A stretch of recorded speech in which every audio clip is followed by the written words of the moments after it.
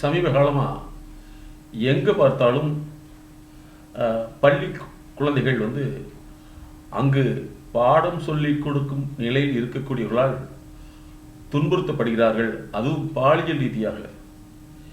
இந்த பிரச்சனை நாளுக்கு நாள் அதிகரித்து கொண்டே இருக்கிறது. இதற்கான தீர்வுகள் என்ன? இந்த கேள்வியை இன்று அனைவரும் சிந்திக்க ஆரம்பித்து விட்டனர். இந்த குழந்தைகளை பாலியல் ரீதியாக துன்புறுத்துவது ஒரு தீவிர உளவியல் நோயாகும். குழந்தைகளிடத்தில் பாலியல் சுரண்டலை உண்டாக்கும் இந்த உளவியல் நோயாளிகள் உடனடியாக இவ்வாறு அவர்கள் குழந்தைகளிடத்தில், பள்ளி குழந்தைகளிடத்தில் நடந்து கொள்வதில்லை. இது தொடர்ந்து அவர்களுடைய நட்பு வட்டத்திலும் குடும்ப வட்டத்திலும் இது நிகழ்ந்து கொண்டே இருக்கும். ஒரு குறிப்பிட்ட கால அளவில்தான் இது பள்ளி அளவில் அவர்களுடைய செயலை செய்ய ஆரம்பித்திருப்பார்கள். இந்த குழந்தை பாலியல் துஷ்பிரயோகத்தை சைல்டு செக்ஷுவல் அபியூஸ், அதாவது பீடியோபோலிக் டிசார்டர்னு சொல்கிறோம் உளவியல் ரீதியாக. ஸோ இந்த நோயாளிகள் எப்பொழுதும் தன்னை ஒரு நல்லவராக காட்டிக்கொண்டிருப்பார்கள். ஆனால் இவருடைய செயல்முறை மிக மோசமானதாக இருக்கும். சாதாரண ஒரு மனிதர் ஒரு தவறை செய்துவிட்டால் அதனுடைய பொறுப்பு என்பது வேறு.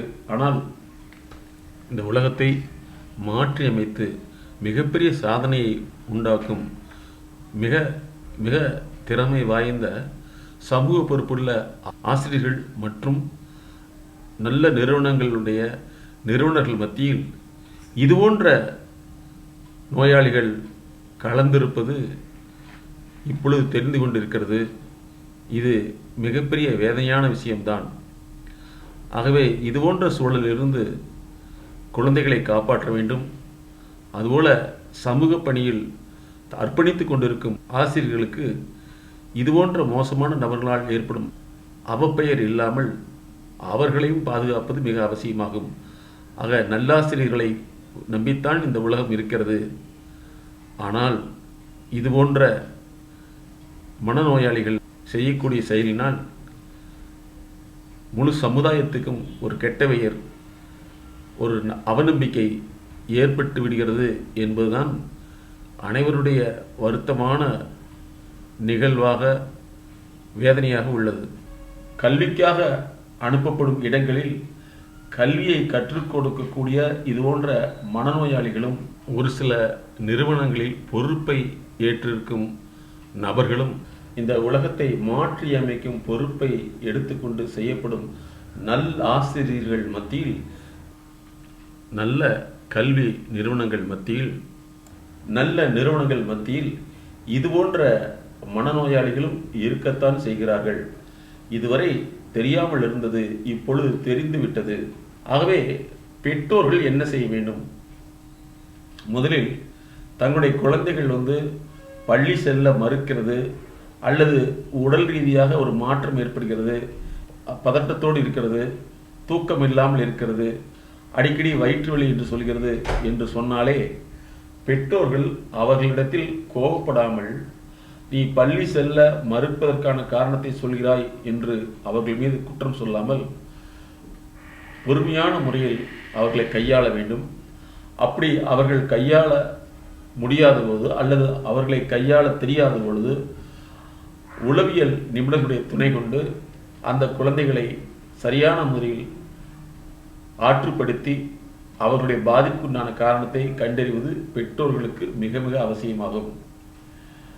பல பெற்றோர்கள் தங்களுடைய குழந்தைகளுடைய பிரச்சனையை கண்டுகொள்ளாமல் இருந்து விடுகிறார்கள்.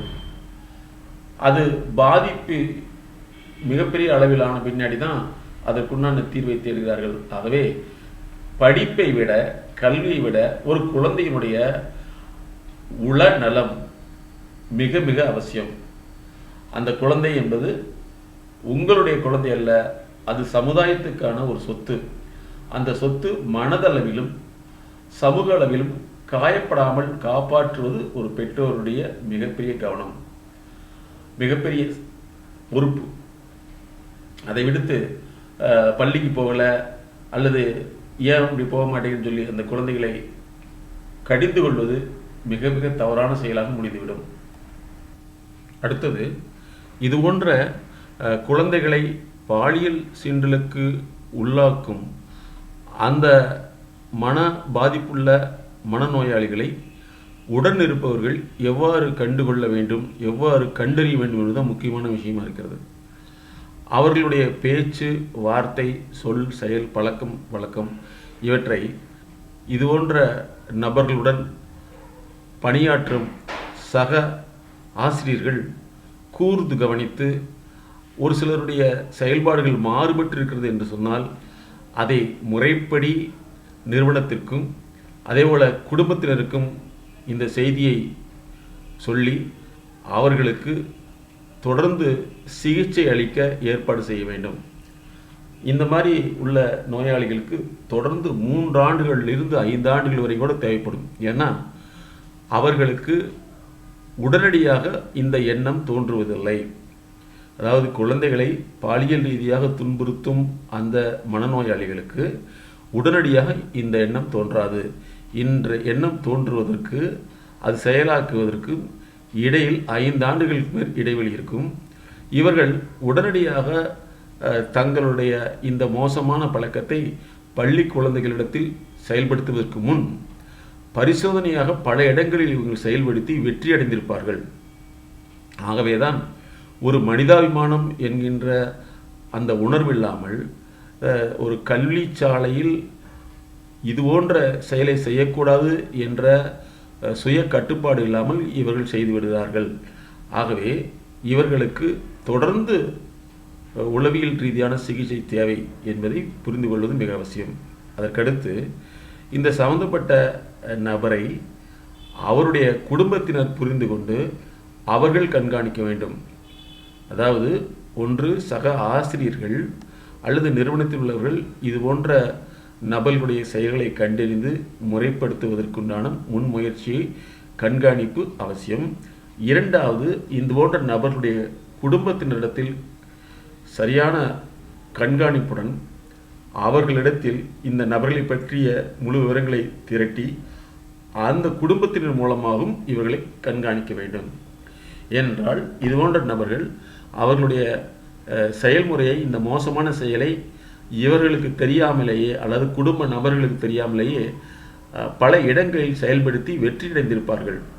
அதனால தான் அவர்கள் எந்த செயலையும் ஒரு கொஞ்சம் கூட கூச்ச உணர்வு, கட்டுப்பாடு இல்லாமல் இந்த வேலையை செய்கிறார்கள் என்பதை குடும்பத்தினர் புரிந்து கொள்ள வேண்டும்.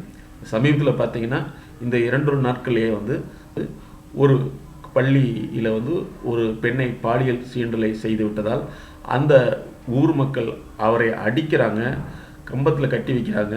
இதெல்லாம் நீங்கள் வீடியோவில் பார்த்துருக்கலாம் சோசியல் மீடியாவில். உடனே அந்த நபருடைய மனைவி போய் என் கணவர் ஒன்றுமே செய்யாதீங்கன்னு கையெடுத்து கும்பிடுது.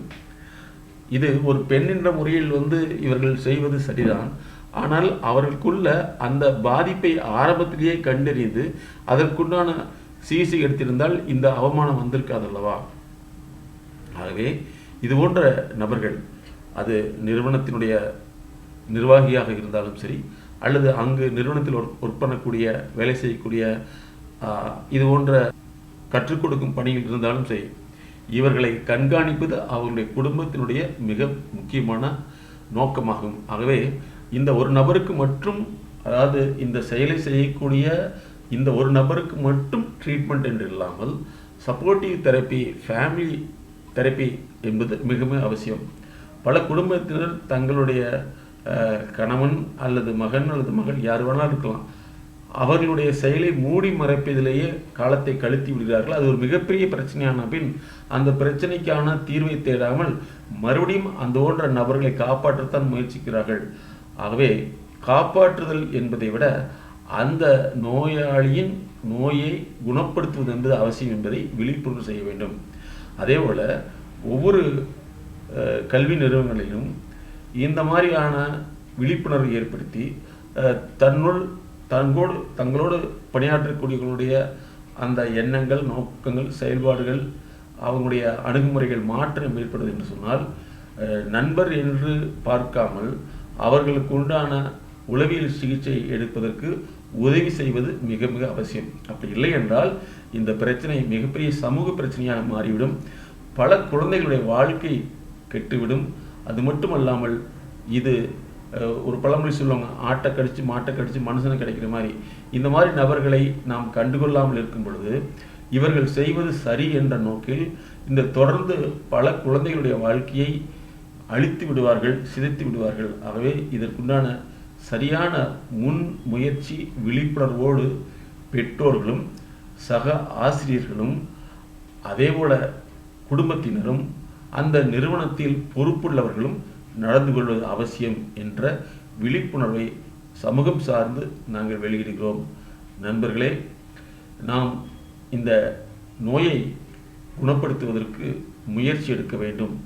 இல்லை என்றால் இந்த நோயாளிகள் தொடர்ந்து தங்களுடைய அந்த கெட்ட செயல் மூலமாக நல்லவர்களுக்கும் கெட்டவை ஏற்படுத்தி கொடுத்து விடுவார்கள். இந்த உலகம் கல்வி என்ற ஒரு மிகப்பெரிய பலத்தில் தான் இயங்குகிறது. பலருடைய வாழ்க்கையில் கல்வி கண்ணை திறந்து வைத்த ஆசிரியர்கள் மத்தியில் இது போன்ற நபர்கள் இருப்பது அல்லது இந்த நபர்கள் உருவாகி இருப்பதை இனங்கண்டு அவர்களுக்கும் அவர்களை முறைப்படுத்துவது அவசியம். ஏனென்றால் அதுபோன்ற நபர்களால் சமூகம் என்ற வகையிலும் கெட்டுப்போகக்கூடாது என்பதுதான் இந்த விழிப்புணர்வுடைய நோக்கமாக உள்ளது. இதில் மீண்டும் ஒரு செய்தியை அழுத்தமாக விழிப்புணர்வு செய்ய விரும்புகிறோம். இதுபோன்ற நபர்கள் உடனடியாக குழந்தைகளை பாலியல் சீண்டலுக்கு உட்படுத்துவதில்லை. இவர்கள் பல முறை இதை செய்து அனுபவித்திருப்பார்கள். உதாரணமாக சமீபத்தில் ஒரு பெண் செல்லக்கூடிய ரயிலில் அந்த பெண்ணுடைய கோச்சில் ஒரு நபர் ஏறி அந்த பெண்ணை பாலியல் ரீதியில் துன்புறுத்தி அந்த பொண்ணை ரயிலிருந்து கீழே தள்ளி விட்டுருக்காரு. அந்த பொண் உயிர் பிழைத்து வெளியே வந்து விட்டது. பிறகு காவல்துறையினர் தொடர்ந்து அந்த நபரை பற்றிய விசாரணை செய்து நபரை கண்டுபிடித்து விட்டார்கள். அதற்கு பின் தான் தெரிகிறது அவர் தொடர்ந்து இது போன்ற குற்றங்களை செய்து வருவர் என்று. ஆகவே எந்த ஒரு குற்றவாளியும் உடனடியாக ஒரு செயலை செய்வதில்லை. ஒன்று, பல முறை அவர்கள் இந்த செயலை செய்து அவர்கள் வெற்றியடைந்திருப்பார்கள். அதனுடைய அனுபவ அடிப்படையிலே இந்த செயலை செய்கிறார்கள். ஆகவே இந்த கோட்பாடு எல்லாத்துக்கும் பொருந்தும். ஒரு ஆசிரியராக இருக்கக்கூடிய ஒரு புனித பணியில் இருக்கக்கூடிய நபர் தான் பணிபுரியும் இடத்தில் தன்னுடைய மகளை போன்ற இந்நிலையில் உள்ள அந்த பள்ளி குழந்தைகளிடத்தில் அவர் செய்கிறார், இந்த மாதிரி மோசமான செயலை செய்கிறார் என்று சொன்னால் அது இப்பத்த நிகழ்வு அல்ல, பல நாட்கள் நடந்திருக்கும் என்பதை அவருடைய குடும்பத்தினர் புரிந்து கொள்ள வேண்டும். ஆகவே இது போன்ற நபர்களை இனங்கண்டு முறைப்படுத்துவது இந்த சமூகத்துக்கு செய்ய வேண்டிய மிகப்பெரிய ஒரு சேவையாக இருக்கும் என்று நாங்கள் கருதுகிறோம். அதேபோல கல்வி நிறுவனங்கள் தொடர்ந்து இந்த விழிப்புணர்வு ஆசிரியர்களுக்கும் பெற்றோர்களுக்கும் மாணவ மாணவிகளுக்கும் கொடுத்து அவர்களை கண்காணிப்புடன் கவனத்துடன் இருப்ப வைப்பது அனைவருடைய பொறுப்பாகவும் உள்ளது.